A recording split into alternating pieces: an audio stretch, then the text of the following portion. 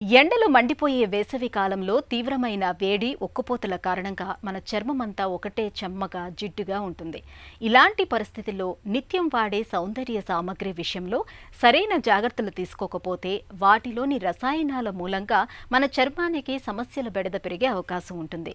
వేడి ఉక్కపోతలకు క్రీములు, లోషన్లు, ఇతరాత్ర కాస్మోటిక్ రసాయనాలు మన చర్మానికి లేనిపోని ఉపద్రవాల్ని తెచ్చిపెడుతూ ఉంటాయి. ఈ నేపథ్యంలో వేసవి సీజన్ ముగిసే వరకు క్రీములు, లోషన్లు, సెంట్లు, డియోడ్రెంట్లు వంటి కాస్మెటిక్ వాడకంలో ఎలాంటి జాగ్రత్తలు తీసుకోవాలో ఇప్పుడు తెలుసుకుందాం.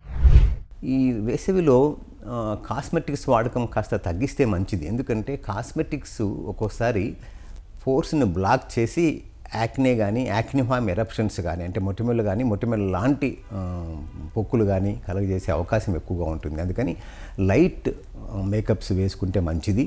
లైట్ పౌడరీ లోషన్స్ కానీ లేకుంటే లైట్ ఆయిల్ కూడా కాదు వాటరీ క్రీమ్స్ కానీ పెట్టుకుంటే మంచిది. అది కూడా ఫ్రాగ్రెన్స్ ఎక్కువ ఉండకూడదు, పోర్స్ని బ్లాక్ చేయకూడదు.